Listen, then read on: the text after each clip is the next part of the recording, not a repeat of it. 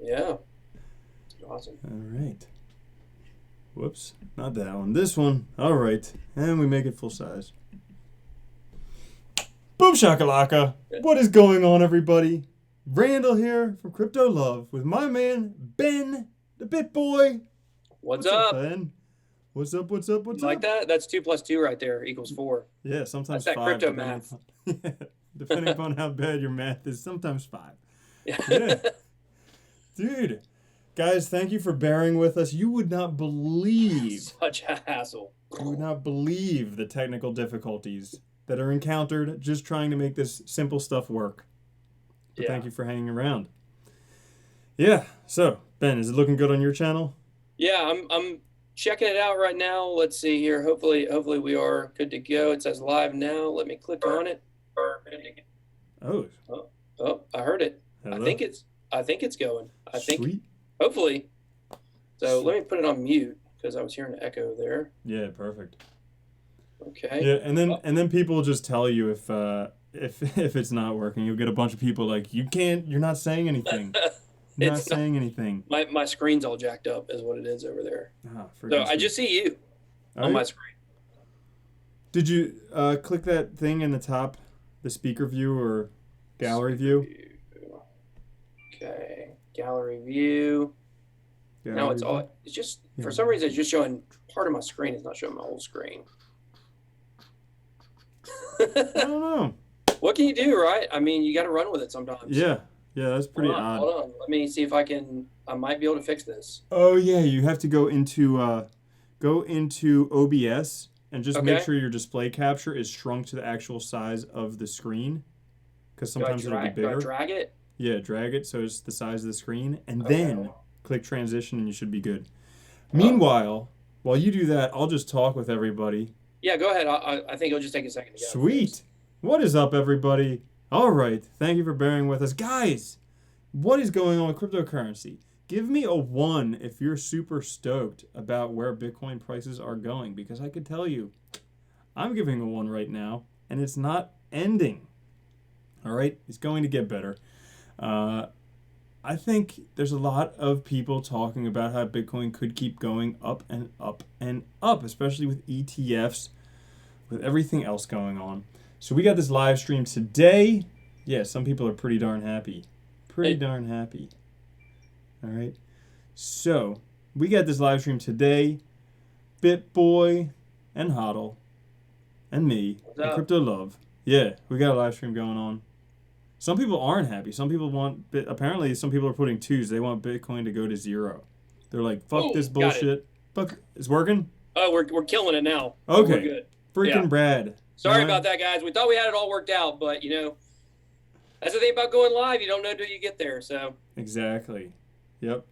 Yeah. So, Ben, what's up, man? Not much. It's been a crazy week for me personally. I've been traveling around. I was at the Blockchain World Conference. Then after that, I went and did a conference for my in real life job, which was pretty crazy. So I've been gone 7 days. I got back from the airport on Saturday. Then I had to drive down to Florida. I live in Atlanta, so had that going on. And then it's also been a crazy week with crypto. We've got ETFs, everybody talking about that. The spike we had 2 days ago. Obviously, Coinbase additions. It seems like that was an eternity ago, but it's only been, I guess, about 5 or 6 days since those were announced, or the possibilities of them being announced. What were the possibilities? Because the last one that I heard was ETH Classic. Okay, so and this is really cool because this is my big vindication, because I called 4 of them out of the 5. So damn. Yeah. So on my channel, I've been preaching ZRX and basic attention token. ZRX being the primary one, and they still haven't announced when they're going to add them, or technically if they will. I think they all will get added. I think it's just a matter of Coinbase is trying to make sure there's no kind of big disasters, like regulation wise, before they go ahead and commit to adding them. But you got ZRX, basic attention token, Cardano, and Stellar. So I called all 4 of those, and then the 5th one is Zcash. So, but of course we know that's on like Gemini with the Winklevoss twins and stuff like that. So that might have something to do with why that one got listed. It's just getting more and more popular. So But That's crazy they're listing a privacy coin on these giant exchanges. So Yeah. that means, at least to me, that means like instant money laundering. Like, yeah, I know, right? like if you want to launder money, now you can do it totally because you just Yeah. send everything in Zcash and then take your money out on Coinbase. Well, I mean, we've got we have Japan that banned privacy coins, just a couple weeks ago, or about probably 6 weeks ago, and Zcash was one of the ones I think they banned, and now it's going on. So let's see, my guys are telling me on my live stream I'm having a bad echo, so don't really know how I can fix that at this point. We'll just have to roll with it, probably. Yeah, let's see. So, I don't even know how that would work because you got like two separate audio inputs. We're just gonna run with it. It's Yeah. fine. Yeah, we'll figure it. I don't know. We'll figure it out for next time. Next time. Yeah. So that's pretty crazy. Also with 0x, because Coinbase bought, what was it? Paradex. That's it. Yeah. Yeah. Yeah. So that one was kind of coming. How'd you figure basic attention token and Cardano? Well, I think it just comes down to Stellar. Yeah. Yeah. With Cardano and Stellar, like everybody has been talking about Stellar or Ripple going on Coinbase, right? It's probably never going to happen unless it's Coinbase recently just said they were going to be able to add securities, and if Ripple got classified as security, maybe they could add it. But outside of that, the hype that was in January about Ripple getting added to Coinbase. And Brian Armstrong specifically came out and said, we're not going to be adding anything anytime soon. And obviously that was to kind of squelch the Ripple hysteria, if you will. And if you go back, this is very interesting. A lot of people don't know this. If you go back and track that tweet from Brian Armstrong in January, I think it was January 8th, when he said that it was not going to go on. Basically, they made no decisions. That was the exact hour the crash started. It was the exact hour. You can trace it back. We had it crashed down that hour. We had one more little spike right after that, but that was the beginning of the bear market and where we are now. So Ripple is never going on Coinbase in its current form. Coinbase doesn't want anything that's centralized, and 61% of the Ripple nodes are centralized. And so, to me, Stellar was an obvious pick. It's like if they can't have Ripple, then go ahead and add Stellar. Stellar's already got big partnerships. And as far as Cardano goes, Cardano is really just, in my opinion, and this is the thing with Coinbase, almost everything they add, it's relationship driven, right? So you can look at Jed McCaleb with Stellar. I don't know if he necessarily has a relationship with Coinbase, but he's a big name. Charles Hoskinson does have a relationship with Coinbase. Yeah. And now you got Ethereum Classic, who he was behind, and then also you have Cardano that he's behind. So I think there was something to that. Basic attention token, you have Brennan Eich is the founder there. And do you know who he is? He was behind something else. I forget what it was. It's something big. JavaScript and also Firefox. That's it, Firefox, yeah. Yeah, so he's behind both of those, or maybe it was just Java. Well, Java or JavaScript. I don't know if they're the same thing technically, but and Brian Armstrong had a tweet last year talking about how much he would love a project like Basic Attention Token on Coinbase. A lot of people say he's got like a man crush, I guess, on Brennan Eich. Homosexuality driving crypto. Well, I didn't say that. He was just a man crush. You know what I mean? Just a man crush. So I thought that one was a slam dunk. I did think for a long time that Basic Attention Token was going to be the first one, but really with 0x, it's the hype of the decentralized exchange. And as decentralized exchanges are becoming more popular, even Binance is like, yeah, we got to move to a decentralized exchange. Yeah. And Huobi as well. Yeah. Yeah, and exactly. And 0x is the protocol that they're going to be able to do swapping on decentralized exchanges with. Those all made sense to me. Like I said, the Zcash is a little out of left field, but it was out of left field when Gemini added them as well. So they had a huge pump. If you look at the other coins that Gemini added, they didn't have nearly the same kind of pump because Zcash was just out of left field. That one's the biggest surprise ever because there's no way that they can tell where the money comes from. So that's just like instant money laundering. But, not like anybody launders money with Bitcoin. No, nobody has ever, or cryptocurrency in general, no one has ever. So totally. Dude, so I'm curious. So I've watched. I mean, you have by far one of the most creative banners on your channel, like and character, BitBoy and HODL. Yeah. So like, how'd all that come about? Okay, so originally my friend and I had this idea for this animated cartoon series. It was called BitBoy and HODL. Mm-hmm. And BitBoy is a super crypto superhero, right? And HODL is his turtle sidekick, the loyal sidekick that kind of is the voice of reason for him. And we've got some other characters. We got FOMO the monkey. He's like this nervous monkey, that's always trying to get people to FOMO into stuff. And then Dr. Fudd. Dr. Fudd is the main villain. He looked like Kim Jong-il. I think I saw. That's a coincidence. You know what I mean? Coincidence. That was before we had North Korea summit and like things were okay with us and them, I think. But no, in all seriousness, I say in all seriousness, we're talking about a crypto cartoon. Dr. Fudd, yeah. Seriously, folks. Seriously. Well, the whole thing is when you go back to the bull market and when everything was news driven, like pumps were news driven and also dips were news driven. We just said Asian FUD was like the number one thing that was pushing the price down and things like that. So for that reason, we just thought, it would be better to, like make him represent an Asian evil character, and who would that be better than Dr. Fudd? So, but what happened is after we got it going, I made one little episode, I animated it, and then I did the music video. I'm not sure if you've seen our blockchain video. But I animated those, and they take so long to animate. It's just such a long process that I decided to start making news videos in the meantime. And my channel just kind of has grown, and it's gone from where my character is BitBoy, but then I've also become BitBoy. Like that's what people refer to me as. Yeah. So ideally in the future, we do want to do the full cartoon series. Once we can get an animator on board for a reasonable price. They're really expensive. Yeah. But that's kind of how everything just, swirled out of control, I guess, from the cartoon series. But we do have on Instagram and Twitter, I'm doing like a comic book kind of series with them. So right now we're telling the story of BitBoy. They come out pretty much every Saturday. This Saturday I was traveling, so I didn't do one. But you can get to know our characters on Instagram by watching our comics and our highlighted Insta stories. So, dude, that is awesome. Yeah. So if anybody's watching who's an animator or knows an animator, got a sick comic going on, BitBoy and HODL. Dude, that's freaking sweet. Yeah, I watched like the Jurassic Park video that you did. You do some very, very creative stuff. Thank you. I appreciate that. Yeah, are you like naturally a creative person? Absolutely not.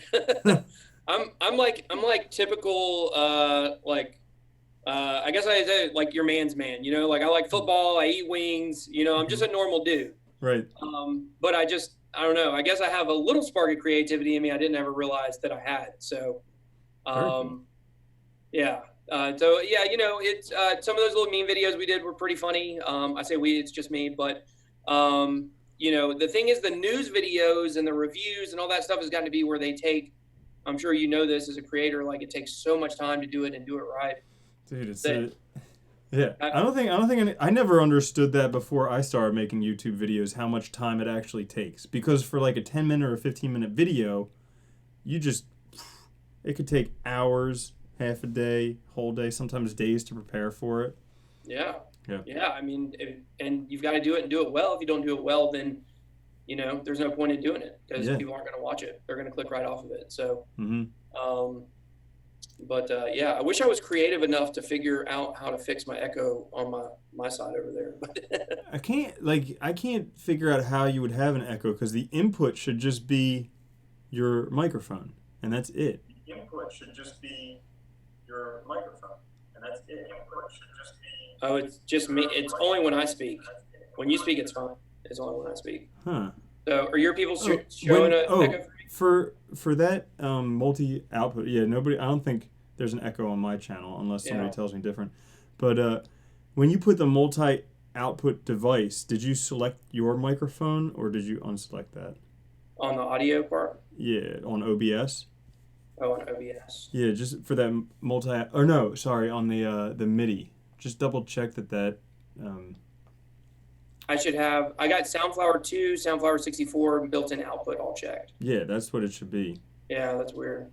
Because other than that, your only input should be your microphone. Yeah, I don't know. That's really crazy. Unless, I mean, you could try on OBS just deleting and then reinstalling an audio microphone. Okay, Whatever I'll try audio it out. microphone you use, that should do it. Let's see. So I'll start answering some questions and you can chime in whenever. Let's Okay. see.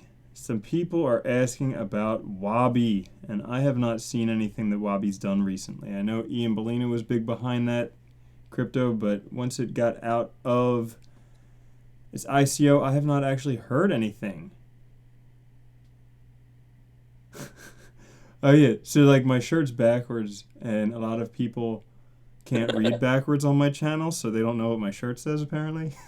Evol? Yeah. Um, and yeah. Let's see. Cardano, yeah. So I think Cardano is set to be huge, and actually, I was just looking at the Cardano charts today. If you watch my earlier video from today, Cardano is setting up for a sick double bottom. It's actually just past the confirmation point, and with those, 97% of the times you get a 40% profit. So Cardano could go up a little bit. I think I've heard you pump that number a lot, don't you? When you talk about the 40% gains or something. Yeah, dude, it's free. I mean, it's freaking sick. 97% chance. How often do you have that good chances with technical analysis? Nothing. But No, never. yeah, but that's why that's like one of my most reliable things, because if there's a double bottom, it's like, yeah, you could probably do pretty good. Not to mention, Crypto Crow just interviewed Charles Hoskinson last week. It was a super sweet interview. Because aside from Cardano being a cool project, when it was $1.40 something back in December, I was like, whoa, this is way overdone because they've done no development. But since then, they've been doing a lot of work. They've been doing all these partnerships in Africa. And so, like, Hoskinson's thing is he doesn't give a shit about these big countries. He really doesn't care about getting accepted in the U.S., doesn't care about getting accepted in England or anywhere else, because there's so many regulations and hoops you have to jump through. He's going to Africa and other places where there's no regulation, where basically they just want something where they can become part of the economy. Yeah. And he's just showing them how to use it. So like he was in Ethiopia, and one of the largest exports from Ethiopia is coffee. They're huge coffee growers. And so he's basically showing them how blockchain helps with supply chains and getting them on there. So basically all of a sudden now they're making a lot more money from it, and they're becoming part of the global economy, and there's no regulations, no hoops he has to jump through. So basically there's going to be all these countries, all these billions of people who are using blockchain, who are using Cardano, and then eventually these big countries that are dragging their feet are going to be like, well, I guess we'll have to kind of join it because everybody else did it, and yeah.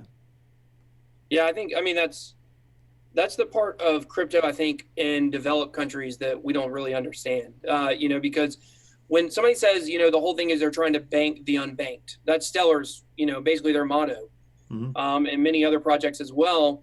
In America, that's not an issue. If you want a bank, you just go to the bank. They're everywhere on every corner, but you got so many people in remote areas in different countries or in super, like third world countries that are poverty stricken.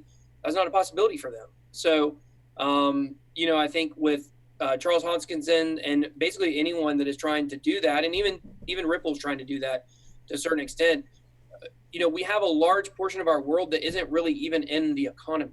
Mm-hmm. And so when we look at all these numbers of how much money is there in the world, we've got these whole sections of people that aren't even included in that. So it'd be really interesting to see what will happen as more of the population comes into the economy. I'd be very interested to see what percent that is. What percentage of people are not even in the economy? Yeah, so I saw something not long ago. There's 2.5 billion people unbanked, and over 1 million have access to a cell phone. So all of them could instantaneously be in the global economy with blockchain. And here's the crazy thing, why I'm so optimistic about it, among other things.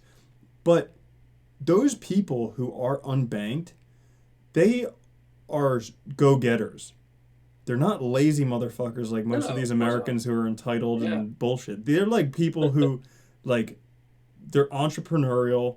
They like want to make stuff work. I mean, you see, they like if they come to America, they start a business. They're millionaires in a few years. Like they're driven. So like getting them on the blockchain, it's going to just freaking explode. And somebody just said, did I see Hoskinson's comment on my Cardano video? No, I need to go check that out. Holy crap. It's cool. It's cool when a founder comments on your video. Oh my goodness. Oh my goodness. He commented on my channel. So crazy. So what are your favorite cryptos right now? For me, really, I always go with ZRX. I mean, that has been my baby since for a long time. That's my biggest bag by a long shot. I've been bullish on it. I think it's going to eventually be in the top 5. Nice. As decentralized exchanges become the norm, and that's going to be the way that they, there's already several that run on the protocol. So that is my baby. Basic attention token also is another one that I've been in love with for a long time because, so for me personally, I've got several different businesses I run outside of crypto, and I've done a lot of online advertising, a lot of digital advertising with Google, and Google is a giant scam, and Facebook is as well. I think it's 70% of all advertising dollars right now are going to Facebook and Google. I assume that's online. I don't think that would include television revenue. It may though. I don't know.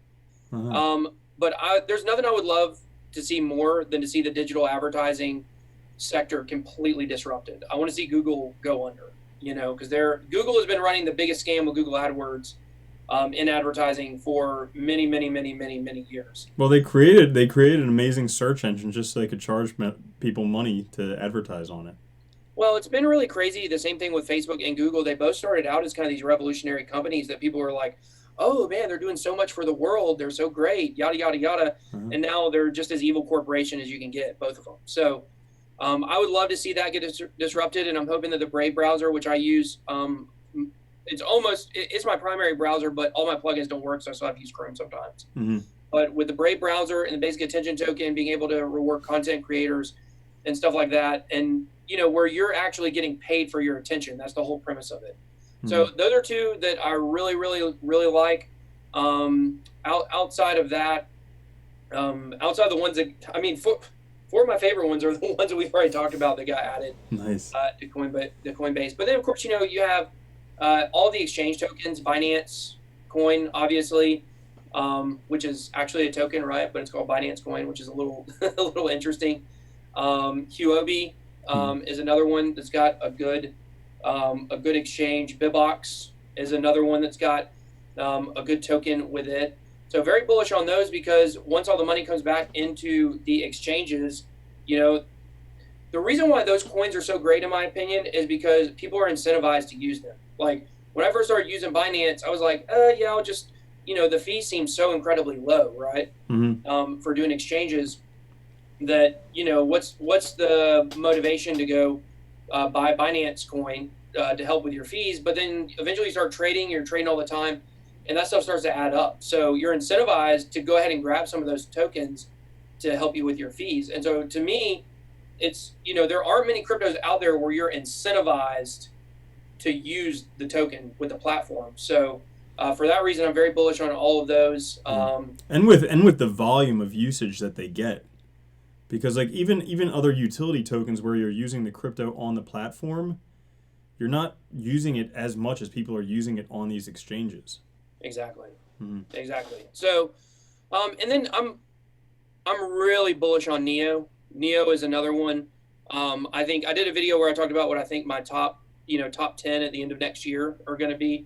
And I got Neo at number 3. I think Neo is going to be, I love Neo. I love the Net5 tokens. Hell yeah. Yeah, I think that it's just a matter of time. Ontology, Deep Brain Chain, the Key, all those are, they're telling me my Echo just disappeared, man. So that's good. Oh, sweet. Yeah. So, but really awesome with all of those. Those are ones I'm really, really bullish on. But Neo is one. It's really cool. Like if you have the Neon wallet, you can watch your gas go up in real time, which is cool. I just did a review on that one. And then another, you let me ramble. I named like 900 cryptos, but another one I'm really bullish on is Nano. Nano is one. It makes no sense to me why. There was a time over the last 2 months when it was down 95% from the all-time high, and it was actually down more than any other crypto, like whatever day that was that I looked at it from the all-time high. and Nano is fast. It's got an awesome wallet. There don't seem to be any problems as far as privacy and stuff or security with the wallet. It's got a mobile app. Like the mobile app, you can send that Nano to somebody, and they did a study. That we're talking about the fastest transactions, and it's by far the fastest one. Huh. So Yeah. it sends in 1 second. And I did a live transaction on the wallet on one of my videos, and so to me, it's really hard to understand. And there's like no fees. There's no fees with it. Mm-hmm. So that's a project that everything about it is so good. I can't figure out why it's been down. I mean, if you have a project that everything about it is great, but the price is down, to me, that's just they have bad marketing. Yeah. And that's something that eventually can get fixed. And it all started with when it was Rayblocks before it rebranded, when the hack with BitGrill happened. That's really when it started dipping down. So yeah, they had that issue. I mean, it was amazing how fast it went up. It was crazy because I was in Poland back in November, and some German dudes were telling me about Rayblocks. And like in crypto, every day somebody's telling you about a new coin, so you can't look into all of them. But then like December happened, and all of a sudden it went from like, I don't know, like 15 cents to $30. And I was like, holy shit, missed out on a big opportunity there. But now it's back down. Now it's back down a little bit. But novel concept, the block lattice, very cool stuff. Yeah. So what about you? What are some that you're big on right now? Yeah. So recently, it's been Neo and Cardano have been my big ones that I've been talking about a lot. I also have a bit of Binance token. I'm kind of a Bitcoin purist, although not, because it's like a third of my portfolio. Just because there's so many more that are attractive out there, but I really do believe in Bitcoin. I mean, it's been around for 8-9 years. It's never been hacked. It is where everything else came from. And I do think that probably within the next year or two, Lightning Network will solve a lot of the scalability issues.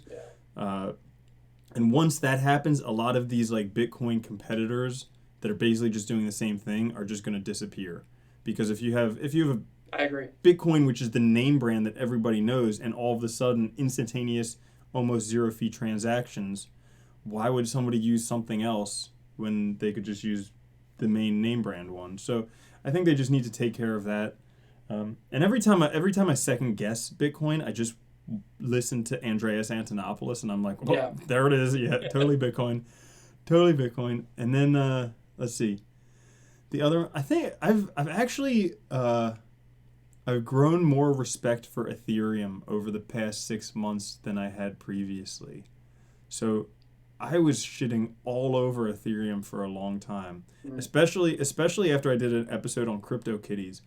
And it took me like 6 or 8 hours to make that video, just because I had to wait, because Ethereum network was so clogged up. It took forever to send transactions. And I was just so pissed with Ethereum, and I was done. I was like, forget it. But looking at it some more, like, they are kind of, at least in the way that I think of it, they are kind of the Android to Neo's Apple. So, like, they allow anything on there, but they're by far the most used blockchain, period. What I was gonna say, what I think is gonna be interesting is, like, right now, the way that it feels is that Ethereum is so far ahead of all of the other blockchains, just in terms of how many projects they have on there. I mean, go to CoinMarketCap and pull up the ERC20s and all the other ERCs, and there's so many, such a huge portion of the overall coins and tokens, or the tokens on CoinMarketCap, are Ethereum based. But what would be really interesting is to see with VeChain, Tron, EOS, Stellar, Cardano, with all of these other platforms, if we're going to look back 5 years from now and they're going to have just as many, will people kind of max out on wanting to make the ERC20s because they've had nowhere else other really to build? And now that there's going to be other options, I just use this example, like my brother and I, we had got into, I sell event tickets, frontpagetickets.com. That's my website. I've been doing it for 7 years. And my brother and I had got into that. I got into it about 6 months before he did. And for years, or for a long time after that, I'd be like, well, I've been doing this a lot longer than you, And then one day after 3 or 4 years, I realized, like, that 6-month difference means absolutely nothing now because we've been doing it and sharing the information for so long. Mm-hmm. And so that's the way I kind of look at this, is in the future will we look back and say, maybe it didn't have as big of a head start as we feel right now, but right now it certainly feels that way. Yeah. It feels like Ethereum's way ahead of everywhere else. And I don't see anything knocking it out a number 2. I think number 1 and number 2 are not necessarily set in stone, but in my personal opinion, they are. I think they will continue to be 1 and 2. So. At least for a while. So like, if the closest thing to the next Ethereum that I've seen is EOS, kind of, because they came out and they have all these airdrops and they have all these projects on there because it's supposedly like 0 fees for everything. So all these projects are coming on there, and there's no, anyone who wants to can launch a project on there, but I think EOS is going to be penalized hardcore for how they did their ICO. And then the start, like even Hoskinson was talking about it when he talked with Crypto Crow, saying how like, $4 billion is a lot of money to collect from people, and then just be like, we're not responsible for anything that happens here. We're just kind of stepping away. You guys do what you need to do. So I have a feeling when there is the whole securities thing that's coming up, they're going to have a lot of people to answer to, and we'll see if they're able to get through that. But also with Ethereum, there is, as soon as anyone with another blockchain just puts an Ethereum virtual machine on that blockchain, like Lisk with a side chain, if they just put an EVM on a side chain, automatically every ERC20 token can run on Lisk as well, or any of the other cryptocurrencies. So it's not far off, definitely not. But they do have a lot of developers, all that stuff. So they're definitely strong. Well, the next year is going to be very interesting. We've come so far in such a short period of time. It feels like, one month in cryptocurrency feels like 10 years anywhere else. I feel like. Oh, dude, totally. But it's going to be like just where we've come from in January and December or at the beginning of January, and I guess even once the crash started, people were still doing it, just buying stuff they didn't know what it was. Obviously. Because McAfee would tweet about it. Yeah. By Purge, it's great. Yeah, right. But he was right. I mean, you can now get a lifetime subscription to Pornhub. Yeah, that's a big bonus right there. There's a new crypto category on Pornhub. I don't know if you saw that. So. I'm just kidding. But where people were buying stuff, myself included, where we didn't know what everything was. It was a craze back then, to where now we're actually getting things with working products.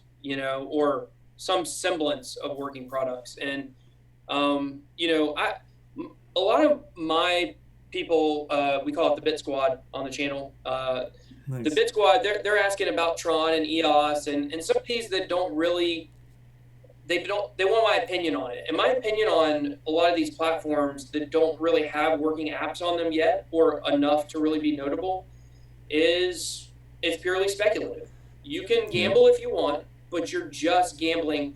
And there's some amount of educated gambling, right? Where you're saying, like, if you really like Justin Sun, if you love Justin Sun, or I've got a buddy of mine, Crypto Breakfast, maybe you guys have seen him from his Blockchain and Morty videos. They're really funny on Twitter, but, he said that, he really believes in Dan Larimer. He loves Dan Larimer. And so he says, regardless of whatever the FUD is in the short term, I believe in Dan Larimer, so I think the project's going to be great long term. Then that's a fine way to look at it if you want to base it on who's behind it. But the project itself, you don't know anything about it. We haven't seen it yet. We haven't seen the decentralized apps that are going to be on it. Tron's trying to make internet 4.0. Elastos is doing 3.0, and they're doing 4.0, or vice versa. I can't remember. But we haven't seen what that looks like yet. And so, I would rather go with projects like Ethereum that we know is working very well. It has problems. It just had more, clogs recently due to F-Coin exchange and stuff like that. And people thought airdrops as well. But Ethereum overall is a great product, and it's working. And so I would rather stick with stuff that has use, that I'm seeing what they're putting out. That's like Basic Attention Token and ZRX again. We see what they're doing. With a lot of these others, like we just don't know yet. So you got to be careful what you're investing in. And if you want to put all your eggs in Tron's basket or EOS's basket, then that's certainly within your rights to do it. But you can't do it going into it and knowing that it's a good product because you just don't know yet. So Yeah. Yeah, another one that people are asking about is VeChain. I'm actually pretty darn optimistic about VeChain, especially now with VeChain Thor, how you get rewarded kind of like Neo and Gas. yeah, I don't actually have any VeChain yet, but I've definitely contemplated getting a position in there just because, I mean, it's like another hodler's wet dream. You just hold it, you get rewarded in gas. You don't actually have to, I mean, you stake it, but you don't have to have any type of software running or anything. You just hold it in a wallet. Pretty easy. Plus, I mean, they have a lot of partnerships in China. They've been doing a lot of stuff. Because I remember, like, VeChain and Walton Chain came out at the same time. yeah. And at that time, it seemed like Walton Chain was going to be, like, the better of the two. But VeChain just blew them out of the water. Well, VeChain is really, once they went to VeChain Thor, what they're doing is like a lot bigger than just their original intended goals for the project. Mm-hmm. Whereas with Walton Chain, they're really still focused just on supply chain stuff. So I think Walton Chain may end up being the best supply chain. I like Origin Trail is another one. Mm-hmm. It's another one I really like in supply chain. Supply chain to me is one of the biggest crypto sectors that has current use case. Totally. You know, you slap a chip on something and you can track it. You know. Mm-hmm. But I really like VeChain, and I think it's do your own research, but it's a pretty good entry point right now. It's after the mainnet launch. It dipped. A lot of people were asking me why it dipped after the mainnet launch, and I said, well, it's one of two things. There's rumors that there's some kind of security issue with it, Mm-hmm. with the mainnet, and then also you're just normal pump and dump. You know? Yeah, everyone buys it for these events, and then they Yeah. sell it afterwards. So everyone's buying it, hoping, oh, maybe it'll go up at the mainnet launch, but that rarely ever happens when there's an increase in price at a mainnet launch. And so then they all start selling it, and then the price drops down. But that's good if you're wanting an entry point into it. But that's another one that I do really, really like. I've talked about it a lot on my channel. How I really love what they're doing, and I think that the really cool thing about VeChain with VeChain Thor, and have they changed the name of the symbol yet from VEN to VET? They're supposed to do that at some point. Yeah, I haven't seen it on CoinMarketCap as VET I don't think they've yet. changed it there yet.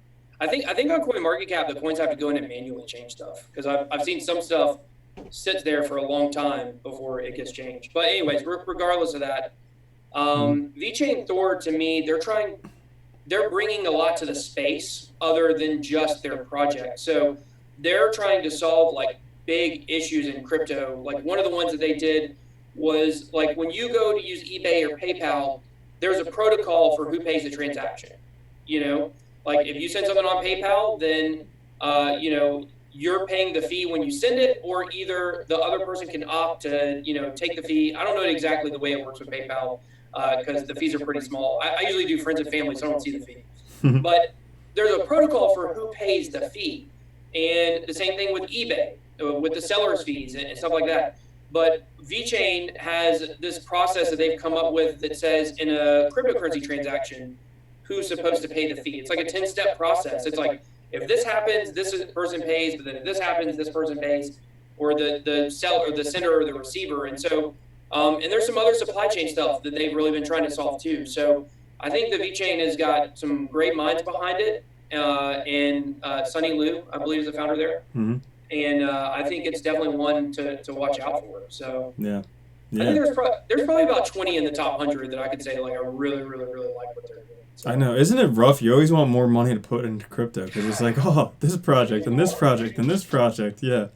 It is. And they start saying, well, I don't want to sell out of this to get into this. But, I'll have times where I'll do it, where I'll make some trades and diversify more. Mm-hmm. And then I'm like, but I could have all of that money in this project, So then I go through these cycles where I'm diversifying and solidifying and, things like that.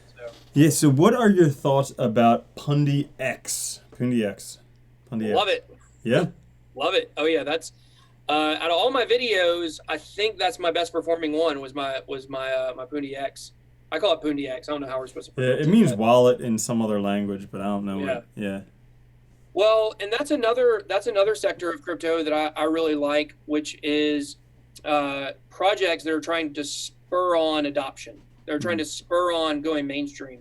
Mm-hmm. And so with their POS system that they have, I think that it's definitely one that Southeast Asia is, to me, one of those hot spots in crypto that if there's more adoption there, it'll almost go viral, you know?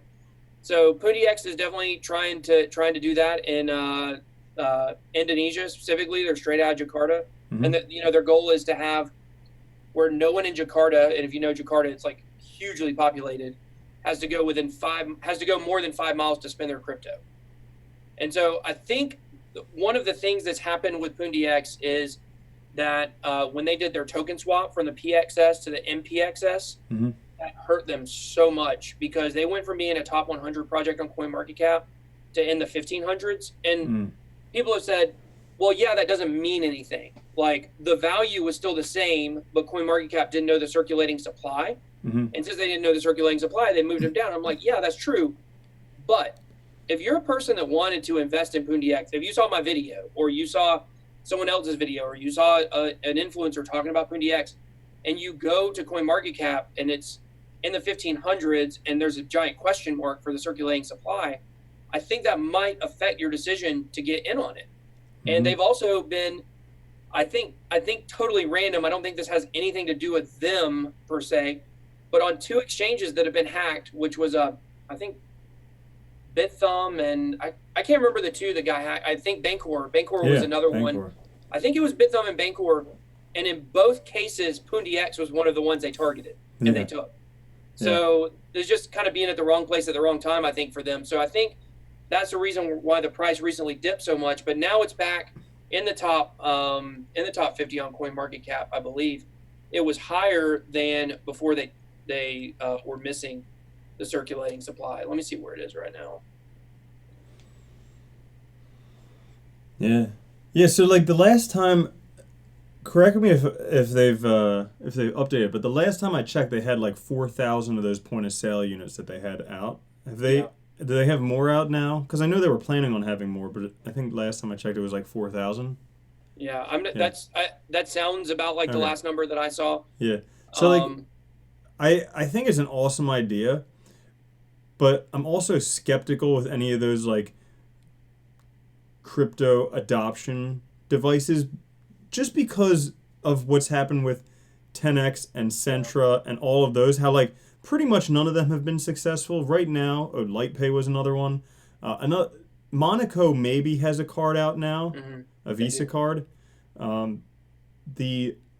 think MasterCard now, they just have a patent so they can do it, so they can start doing it. So I'm kind of skeptical in that whole area. I think definitely there's definitely potential. Yeah. You know?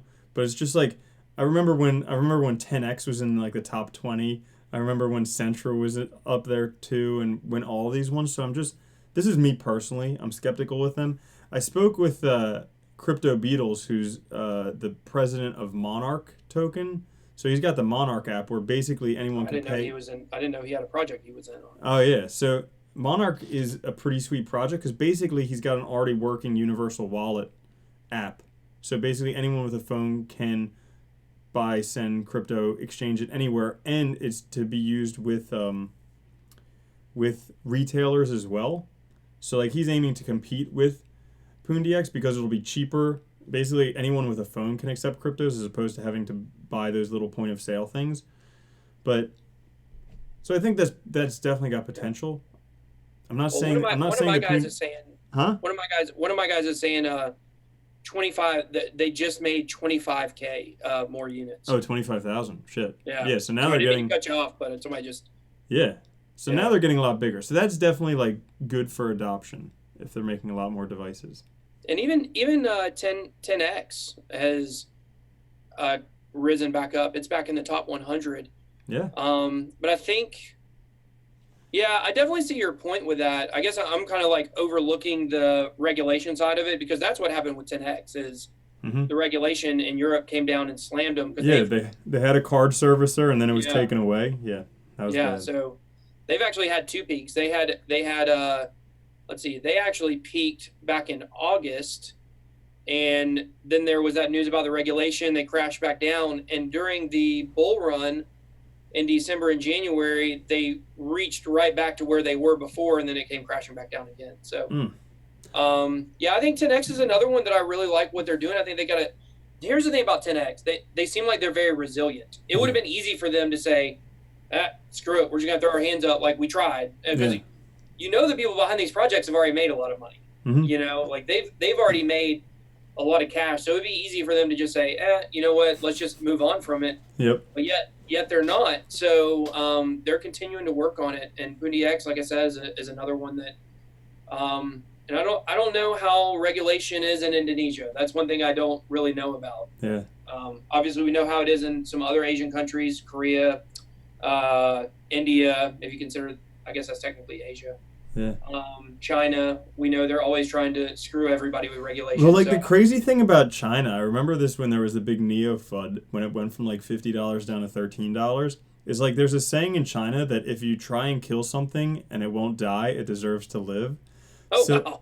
Yeah, so I had a feeling that's what they're doing with Bitcoin and cryptos, is they're like, we'll try and kill it, but if it lives, it lives. There's nothing we can do. Yeah.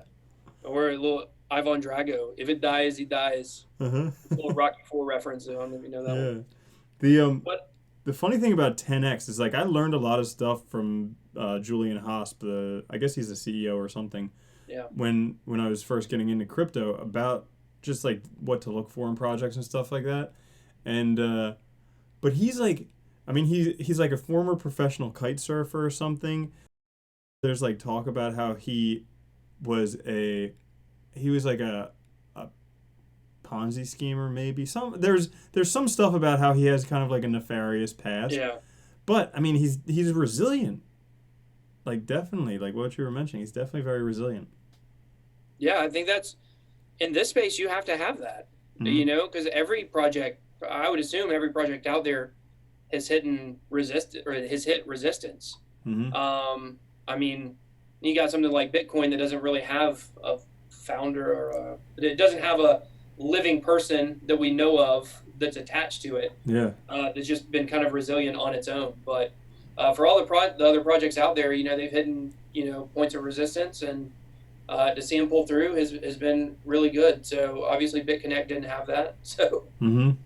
We've definitely had some projects that have gone by the wayside, but that's why it's so important when you're wanting to invest in something to know who the team is behind it, you mm-hmm. know? And with a lot of people, you're going to see, there's always going to be some red flags because there's people throwing around FUD, you know, like if I'm doing crypto X and someone else is doing crypto Y and we're in the same space with each other, like you would think we'd be throwing FUD at each other, right? But mm-hmm. you wouldn't want to come out and say it directly, so you do it in other ways, anonymous news reports and stuff like that. Yeah. But I think that you need to have a strong team behind a project in order to really feel good about your investment. So until eventually we get to where we have so many working products that the products speak for themselves. Like you don't need to know when you go buy I'd be very curious to see the percentage of people that know who the CEO of Apple is right now, you know? And you buy all these products. You mean it's not Steve Jobs? Oh, it's not? No, I'm just kidding. It's Tim Cook. You know, and a lot of people may not know this, but did you know that Apple is the biggest company in the world? Nope. It's worth $900 billion. It's the biggest company in the world. But you don't necessarily need to know who the founder, or not the founder, who the CEO is to go buy the products. Mm-hmm. Because the products speak for themselves. Like you got Android people, you got iPhone people. I'm an iPhone guy. I'm an Apple guy. So I'm going to go buy the products. It doesn't matter to me who the CEO is or who the team is because I'm seeing the product. But right now in crypto, unfortunately, we're just not there. So you have to judge a large percentage of your faith in a project based on who's behind it. Mm-hmm. Yeah, definitely. Yeah, I started just like, because I'm sure it's the same for you. When you spend so much time looking at crypto, it seems like that's all that there is in the world. And like, but the thing is, a $270 billion market cap or $290 billion, that's nothing. That's nothing. That's a third of an Apple. That's 2 Bezos. Like, it's nothing. And that's why once these ETFs really start coming in, it's at 287 right now. Mm-hmm. But as soon as these ETFs start coming in and some of this institutional money starts coming in, I mean, it's already here a little bit, but there's no telling where this. I mean, I think it can easily get to a multi-trillion-dollar market cap pretty mm-hmm. easy. Yeah. I mean, you've got BlackRock saying they're going to come in. They manage $6 trillion worth of money, which is bigger than any economy in the world other than China and the United States. And it won't take much for them to start putting money in to really start seeing the price pump. Yeah. I can't remember what the number is that people have to put into it to get a pump real quick. Well, dude, $1 that you put in crypto affects the market cap by $50. So it's like a 50x. There you go. Yeah. Yeah. Just like so much of the market cap is just kind of air money, but that's what it is. Like $1 is $50. Yeah. Yeah. So it's not going to take much, I think, for it to go up. But you know, the thing we really need is we can have institutional money coming in, but you know, the institutional money, they're going to make money either way. They're going to make money whether it's going down or going up. And for the price to really start going up, in my opinion, we just have to have more interest. That's what it all boils down to. It's all interest. Dude, you got to have. But and I think that in this bear market for the past few months, there's been a lot of OTC deals where people have been buying up huge quantities of cryptos without it affecting market prices. So now there's a much smaller circulating supply, and as soon as there is something like an ETF or whatever, shit's going to go bananas. Yeah. Because there's just so much less to go around.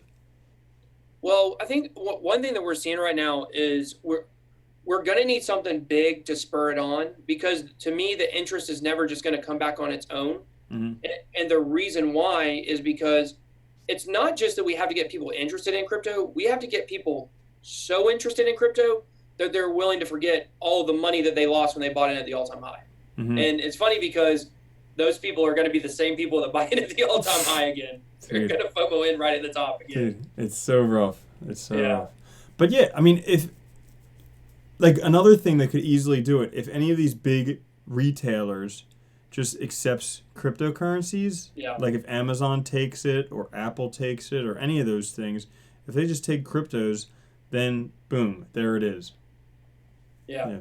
Craigslist takes it now, so I don't know if that's given us. Dude, I did see that. That's freaking awesome, because you can just go buy a car or something in crypto.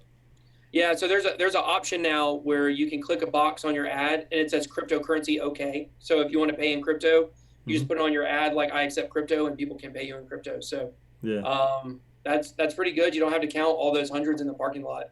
My stepdad almost got stabbed one time. So we know there's been plenty of people who have been murdered, obviously, over Craigslist deals. So yeah, dude. Whenever someone wants to meet, I just meet them at a freaking police station or like a Starbucks or something.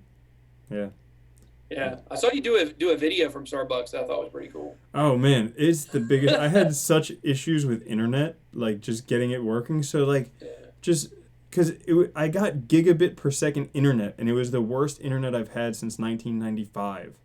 Like it could go up pretty fast, but it was so spotty. It would just keep cutting out. So I had to do away with that, and then just getting Comcast to set it up. So I was without internet for a week, and I was just doing it from Starbucks.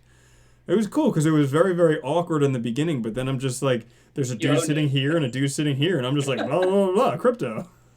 Well, I did my first live stream where I was walking around like amongst normal people holding a phone talking. It was the day of the Coinbase announcement. I was at a casino up in Atlantic City at the Blockchain World Conference or whatever. Yeah. I was walking out in the parking lot and I was just like holding my phone, like talking to it, and there were people staring at me like I was crazy, and I was like, you know what? Just gotta own it. That's all you can. That's all you can really do. Yep. So maybe they'll hear me talk about crypto and they'll be like, oh, I need to go check that out. So or not. Yeah, sweet. Well, let's see. Any other questions from anyone? Did anyone question on your channel? Yeah, they wanted to know how I got such a sweet looking beard. I mean, mostly genetics, but some good beard oil. You got one going on too, huh? It's okay. It's all right. I like it. Okay. I used to have mine thick like that, but I started getting a little too itchy. You know what I mean? Well, dude, Atlanta in the summertime. I'm surprised you can even survive down there with. Where are you? Where are you at again? Oh, you said you're in Florida. Yeah, in Florida. I mean, it's hot as hell, but I spend all day inside just making videos. They were asking about Ethereum Classic. What do we think about Ethereum Classic? Wanted to know if we think the pump from it, the addition of it, because as of right now, Ethereum Classic is the only crypto that's 100% guaranteed going on Coinbase. The other ones they said they're exploring, which I believe means that they will get added. But what do you think about Ethereum Classic? Do you think it will continue to pump? Yeah, so this is my opinion. I think that Ethereum Classic is a decent long-term investment because the next time we have a big, like, December, January type event where everybody's getting in, they're all going to go to Coinbase because it's the easiest way to get in. If there's only 5 cryptos on there, Bitcoin, Bcash, Litecoin, Ethereum, and Ethereum Classic, well, guess what? Bitcoin's too expensive, Bcash is too expensive, Ethereum's too expensive, Litecoin's too expensive. Oh, Ethereum Classic only $17. I'll get that one.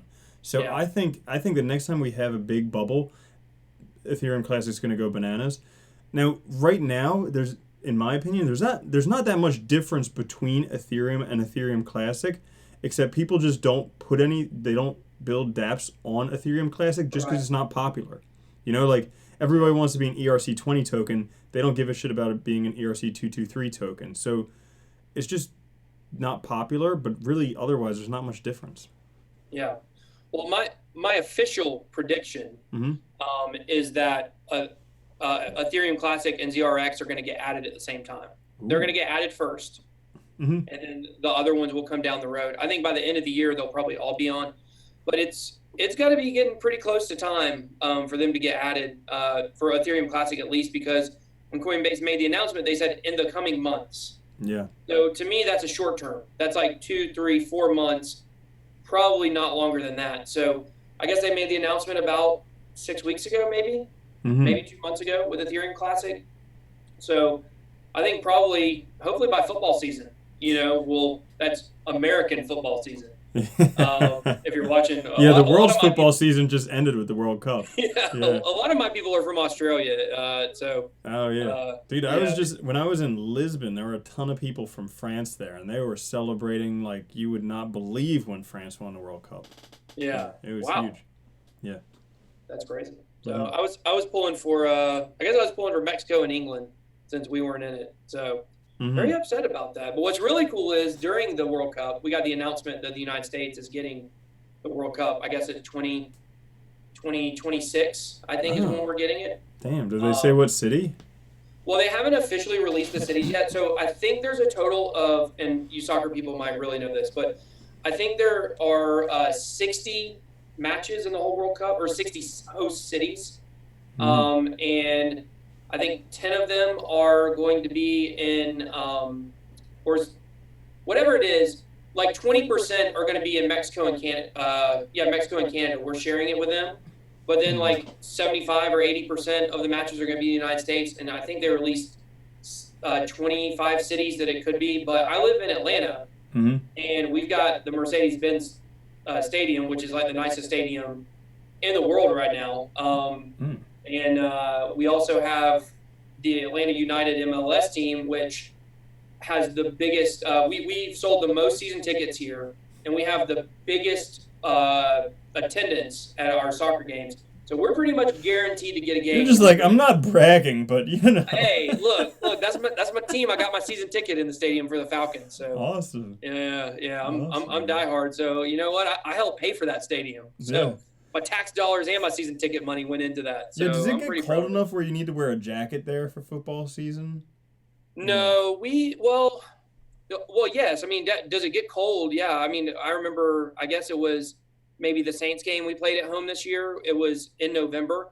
It was a Thursday night game, and it was pouring down rain, and just like you could see your breath. You were coming out at about almost midnight when the game ended, and it was so cold.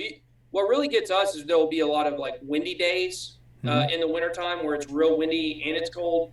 That's really when we feel it here. But we have the open air stadium, but unfortunately last year it malfunctioned for the first year, and they were only able to open it for one game. So I know it's a $10 billion stadium. So I got guys over here dogging Julio. Don't mess with Julio. That's my boy. But so we're really excited about that for soccer season. But I don't even remember why we were talking about football season. Yeah, who knows? Yeah. Cool. So I was saying Ethereum Classic is going to get added before football season. Oh yeah, that's it. Let's see. Any other questions on yours? Let me look here. I got people asking about credits, nulls, and Somebody's asking me about Knowles. Is it Matt Cooper? Is he on yours asking about Knowles? yeah. Matt, come on, man. You can't double dip on the streams. I'm just kidding. Go ahead and double dip. Yeah. I think Knowles has a good project. Yeah. Like they're doing like a dragon, like a paste. What the hell is a blockchain? You can make a blockchain very easily. Yeah. Similar to what Ark's doing, kind of like a point and click. Like if you use Weebly or Wix or anything to build a website, that's what they want to do for blockchain. Very cool concept. I think the team is very young, small, agile team, great vision, and so potentially. Yeah, I think it's supposed to be one of the fastest blockchains out there, I believe. Mm-hmm. And it's supposed to be very flexible with its scalability. So it seems like the scalability, to me, like the big areas that we really have to solve in crypto are interoperability and scalability. And they really work really well with one another. So I think that's another, area of crypto where we're going to see a lot of growth and a lot of good projects coming out. So I did a review on Knowles. It's definitely one that, you have these, I'll compare it kind of to like music, like you'll have these, you have your mainstream people that everybody knows about, but then you'll have these kind of like offshoot, almost indie artists, and people are like, oh, you got to check this person out. Oh, he's so good. If you just go check this guy out, you'll love it. I feel like Knowles is kind of in that category of crypto where there's a lot of people that are really, really, really passionate about it, but just not enough people know what it is. And I don't think it's far enough along in the project yet for us to really know if it's going to be, successful or not. So, yeah. Oh, dude, here's another reason why I think Cardano is going to go bananas. Because aside from all that stuff we discussed earlier, Hoskinson was, well, number one, Hoskinson is only 30 years old. I didn't know that. I know, he looks a little bit older younger than me. Yeah, he looks a little bit older than that, but probably because he's doing amazing things. But anyways, he says, I haven't even started marketing it yet. And he's like, and I really am a good marketer, but like everything that's happened to Cardano, it's like 8th on CoinMarketCap. He hasn't even done a lick of marketing yet. So like, I think, because marketing is a huge part of crypto. I mean, you look at Tron. Yeah. Tron was up there in the top 5 for a while. They had nothing other than marketing. And they got all the way up there. So marketing is a big part of it. I think Cardano, with everything they have, the developments, the partnerships, and then when they start marketing, shit's going to go bananas. Yeah, I think that's definitely true. I mean, earlier what I said is if you got a project that looks good, but it's not doing well, it's the marketing. We saw that with Walton Chain. Walton Chain had terrible marketing. If you go back to their snafu, not Seifu, but snafu, with the contest, right? You know about that, where they, they basically were doing a contest, and somebody from their marketing team also won the contest, but they forgot to log out of the official Walton Chain Twitter account. Oops. And so, yeah, from the official Walton Chain Twitter account, it was like, hey, so thankful that I won this contest, So, and they've had other instances where, they've said they had partnerships, but then later on they're like, well, we don't actually have a partnership with them yet. It's in the works. And so they had a lot of bad marketing, which I think caused the price to drop and not, it could be, I think, at a much better place. So if he says he's not, even started marketing it yet, and it's already doing as well as it is, then if he really turns on the jets, then, you've got a good project. It's like scientifically based, if you will. Yeah. It's got a good wallet. It's got a strong community behind it. I mean, I guess I would say there's really no telling where it can go, but the only issue at this point is there's only so high it can go on CoinMarketCap, ranking-wise. Yeah. You know, so if you start talking about, what's going to be in the top 10 in 2 years from now, like, you can name some really good projects, but you also got to have to pick ones that it's going to go past. You know what I mean? Yeah. So it only has so far up it can go. It's not going to pass Ethereum. It's not going to pass Bitcoin, in my opinion. So I don't know. Maybe it could get in the top 5. I don't know. It's hard to say at this point. Definitely. So cool. Anything else you want to talk about? Last question I got here is Funfair. What do you know about Funfair? Do you like it? I did a review on it. I wasn't that. Nah, I was kind of like whatever. It's like number one, the name is kind of like what the hell is this? Number two, it's like a gaming platform. I think. Gambling, yeah. Yeah, gambling. I don't know that many people who use gambling platforms to begin with, but there's so many options out there, and it's really like it wasn't that great of an experience that I saw on there. So that's my opinion. I'm not. You know. Well, the thing that I do like Funfair. I've done online gambling in the past. Okay. And the question you always have if you do online gambling is, are they scamming me? Like, are they telling me that my odds of hitting this certain combination of cards or slots or whatever it might be are 1 in 300, but in reality it's like 1 in a million because I've done it 500 times in a row and I still haven't hit that 1 in 300. So the good thing about Funfair is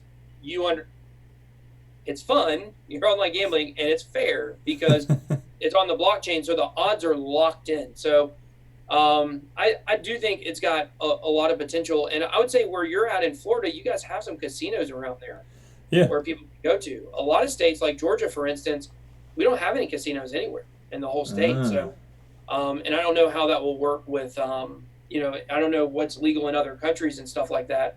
But for places where, people can't do, regular gambling, online gambling is their only option. So, that's I personally like it. I got some people in my Bit Squad crew that really, really, really love it. Oh yeah. But yeah, I am bullish on it. I think it's one of these things that doesn't really seem to have a competitor right now, which is really cool. Like if I said, what's another straight up gambling blockchain, you probably wouldn't know one. I don't know. I know one, like No Limit Coin. They have No right, Rake Poker coming up, but they're not like strictly gambling. They're fantasy sports, and they don't have like a casino per se. Yeah, it's just parts of it. Yeah. I thought that was a Master P coin. I don't know if you No Limit was his little crew he ran with. So I was big into hip hop in the 90s. Nice. But yeah, I just recently discovered that No Limit is not a Master P coin and that it's a poker coin. Yeah. But I think for Funfair they don't really have a lot of competitors, which is really cool. So it's got potential, I think. So. But yeah, that was the last question. I mean, my guys asked a few more questions, but sweet. Yeah, I think we're good. That's like over an hour. Freaking rocking it. And we made everything work. I can't believe we got all that stuff figured out. It was tough, man, but we made it happen. So, dude, hopefully next time we gotta do it again, man. I got people on my channel saying they really like this. So yeah, absolutely. I'd be more than happy to. It's a lot of fun. Yeah. Yeah. Sweet. So everyone watching on my channel, BitBoy's channel information, I put it down in the description so you can go subscribe to his channel. He's got a sweet green room there. Yeah, appreciate it. Thanks. Yeah. Man. Yeah. So same thing. I'll put Crypto Love's link down in the video description below. And we'll have to do this again, like I said. And thanks everybody for watching. Don't forget, if you're in the Bit Squad, we're having $500 Bitcoin giveaway. Or if you're not in the Bit Squad and you're watching from Crypto Love's channel, we're doing a $500 Bitcoin giveaway. Just got to be a subscriber, like, comment on some videos. You can see it in the video description below, how you enter our contest. So giving it away in a little over a month. So, dude, that's freaking awesome. Yeah, everybody go sign up for that. $500 of Bitcoin. Just imagine that could be worth like $50,000 or more in a couple of years. It could be. Now we're breaking it down. We're giving it to 8 different winners. So we're breaking it down so you don't get the 500 at one time. But I asked my community, how they want a contest. Do they want one big prize or they want one big prize spread out over multiple people so they got multiple chances to win. So very cool. First place is 200 and then it goes down from there all the way to 25. So cool. But don't forget to come join our contest. So thanks everybody for watching. Until next time, BitBoy out. Yeah, and also guys, if there's any animators out there, contact BitBoy because he's got a sick cartoon and could use your help. Sweet. So yeah, peace everyone. Awesome. All right, see you guys. Bye. Cool. Later.